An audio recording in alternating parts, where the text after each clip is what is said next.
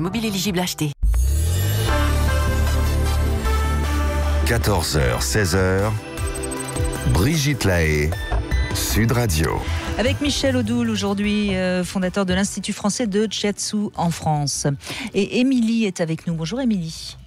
Bonjour Brigitte et bonjour Michel. Oui, bonjour. Alors vous profitez de la présence de Michel et vous avez bien raison Émilie. Oui, alors pour commencer, c'est un honneur de vous parler à tous les deux parce que vous êtes les parents spirituels que je me suis choisis. Oh, c'est beau ça. C'est joli, oui. Merci. Alors, je vous appelle pour parler de frilosité. J'ai envie de dire de frilosité maladive. En fait, depuis 1 an et demi, j'ai très froid et c'est surtout la nuit. Au moment du coucher, je suis glacée. Alors en été, je dors avec un pyjama d'hiver et en hiver, je dors avec 2 pyjamas plus une couverture chauffante, dans un sac de couchage avec la bouillotte et le chauffage. Et malgré tout ça, il y a des nuits où j'ai tellement froid que j'ai envie d'allumer un feu de camp pour m'allonger dedans. Alors, je vois un praticien de médecine chinoise qui fait de l'acupuncture et qui m'a réchauffée avec le bâton de chaleur 3 fois, mais à chaque fois ça revient, alors je suis désespérée. Il y a longtemps que vous êtes dans cet état ? Non, c'est depuis 1 an et demi. Alors j'ai toujours été frileuse, mais depuis 1 an et demi, c'est avec cette intensité. Alors j'aimerais comprendre pourquoi cela m'arrive et comment y remédier. Mais qu'est-ce qui s'est passé il y a 1 an et demi ? Il y a 1 an et demi, j'ai quitté mon appartement pour me réinstaller chez mes parents et j'en avais pas envie parce que mes parents se font la guerre, donc je n'avais pas très envie de me retrouver entre les deux. Vous voyez, on n'a plus besoin de vous répondre. Et pourquoi vous avez dû retourner chez vos parents ? Alors, c'est parce qu'en 2017, j'ai fait un burn-out. Alors, pendant 1 an, j'ai réduit ma charge de travail, mais je me suis rendu compte que c'était pas suffisant pour me soigner. Donc, en 2018, j'ai quitté mon travail et mon appartement pour prendre une année sabbatique et me réinstaller chez mes parents, prendre soin de moi. Oui. Alors, très globalement, le rapport à la température et notamment le rapport au froid, au niveau énergétique, c'est une énergie structurelle fondamentale qui est l'énergie des reins. Cette énergie des reins, c'est elle qui a la charge d'un certain nombre d'éléments et de données fondamentales dans le corps, notamment le structurel profond, qui sur le plan physique s'appelle le système osseux, et qui sur le plan psychique s'appelle les grandes croyances, les grandes peurs, les grands vécus, etc. Or, cette énergie-là, c'est celle qui est impactée dans le burn-out. C'est-à-dire que le burn-out est un état de fatigue latente accumulée qui a dans un premier temps généré la chute des capacités à poser des limites et des barrières, ce qui fait qu'on s'est fait déborder par les événements et par les sollicitations, et qui nous a conduit petit à petit à perdre conscience de ce qui étaient les limites qu'on devait poser pour pouvoir se protéger. Et ensuite, l'action du burn-out, elle va jusqu'au bout de cela, c'est-à-dire qu'elle finit par épuiser la batterie de fond, qui est cette batterie, qui est cette énergie des reins. C'est la raison pour laquelle un burn-out, on ne récupère pas d'un burn-out en 1 an. La récupération d'un burn-out, c'est plusieurs années, et à condition de se faire aider. Et de se faire aider à la fois sur le plan alimentaire, c'est-à-dire qu'il faut que vous, sur le plan alimentaire, vous alliez vers une alimentation qui vous apporte des aliments qui sont des aliments réchauffants du corps. D'accord. Il faut que sur le plan de l'hydratation corporelle, vous soyez quelqu'un qui s'hydrate correctement, mais ne dépasse pas, par exemple, 1 litre à 1,5 litre de liquide par jour, mais toujours en petite quantité et à température, pour permettre au corps de métaboliser facilement le liquide sans avoir besoin de faire des régulations thermiques. Il faut que vous soyez quelqu'un qui génère dans son quotidien des espaces de silence complet et de silence total.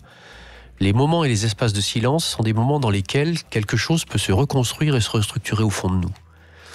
Il y a eu des lézardes fondamentales qui ont été faites au niveau des fondations. C'est ça que produit le burn-out. Le burn-out est un vécu totalement déstructurant et destructeur de l'individu. Et parallèlement à ça, vous vous retrouvez dans le fait que une des conséquences de ce burn-out a été le fait que vous avez été obligé de régresser, entre guillemets, puisque vous avez dû retourner chez vos parents. Vous êtes redevenu quelqu'un qui est rentré dans de la dépendance, et vous êtes donc devenu quelqu'un qui, pour pouvoir se protéger du monde, a été obligé de rétracter tout en elle. Or, il faut savoir que la sensation thermique du corps dépend aussi d'une capacité vasodilatante de tous les capillaires et notamment de tous les vaisseaux qui irriguent la peau, parce que c'est là que se gère le rapport thermique au monde extérieur. Donc tous ces réflexes fondamentaux ont été mis à mal, ont été épuisés par le burn-out. Donc il faut effectivement vous faire suivre alors par cet énergéticien ou par de faire des séances de shiatsu ou des choses qui vont régulièrement, c'est-à-dire a priori, grosso modo, une fois par mois, vous permettre de relancer les énergies. Parce que comme quelqu'un qui a été extrêmement fatigué, ben oui, vous récupérez un petit peu, mais vous vous réépuisez quand même vite, pour pouvoir remétaboliser complètement la capacité de vos reins à générer de la température et de l'équilibre thermique dans votre corps. D'accord. Alors pour les espaces de silence, oui, depuis l'année dernière, je pratique la méditation et ça me convient très bien. Oui. L'hydratation à température ambiante, disons que j'aime l'eau et à température ambiante, donc ça me va. Je le fais déjà. Oui. Et pour la nourriture réchauffante, qu'est-ce que vous entendez par là ? Il y a plein d'aliments qui sont des aliments réchauffants. Ce qu'il faut éviter déjà, en tout cas dans un premier temps, pendant une certaine période, ce sont donc les boissons froides, ce sont les légumes crus.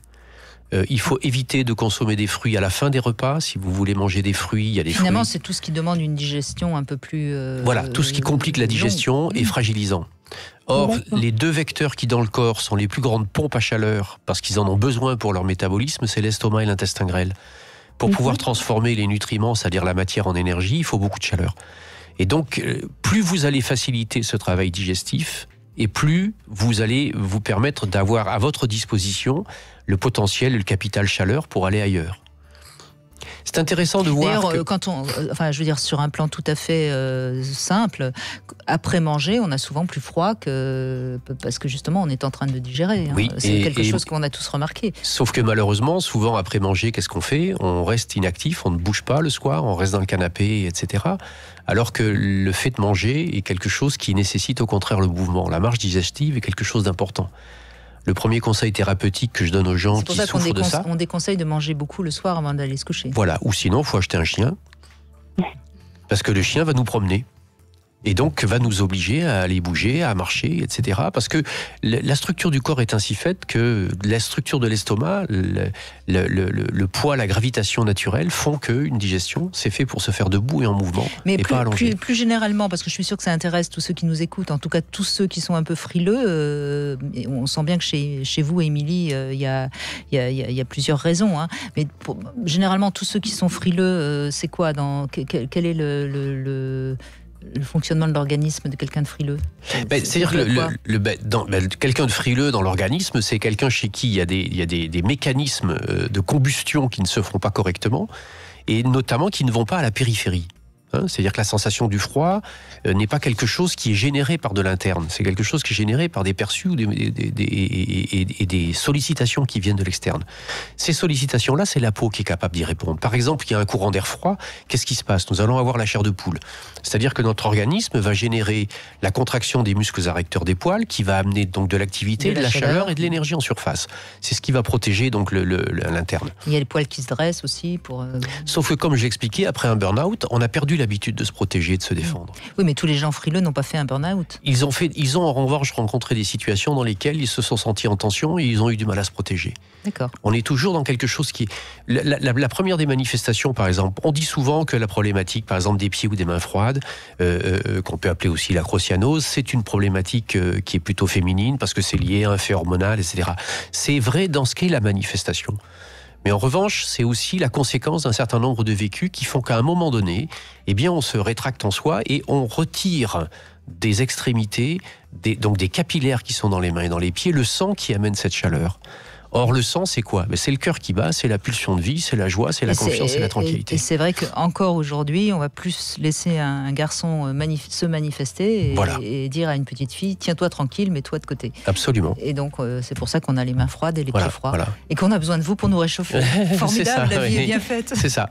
Mais attention, les pieds glacés, c'est pas terrible. Vous savez, dans tous les pays très froids, le conseil qu'on donne pour résister au froid, c'est pas de se mettre 40 couches sur le corps. Il y a 3 zones corporelles fondamentales sur lesquelles il faut protéger. C'est les pieds, les mains, la tête. Voilà. Bon, Émilie, mettez moins de pyjama, trouvez-vous un homme et puis mettez un chapeau sur la tête. Voilà. un bain de pied dans une eau chaude très salée. Oui. Chaque soir avant de vous coucher, c'est quelque chose qui va aussi refaire monter de la température. Merci en tout cas de votre confiance, Émilie. Merci beaucoup. D'accord, merci beaucoup. Et donnez-vous le temps de récupérer du burn-out. Oui, très bien, je vous remercie. Occupez-vous de vous. Merci. On se retrouve dans un instant et on va évoquer Jean de La Fontaine, les fables et les femmes, avec Anaïs qui nous rejoint.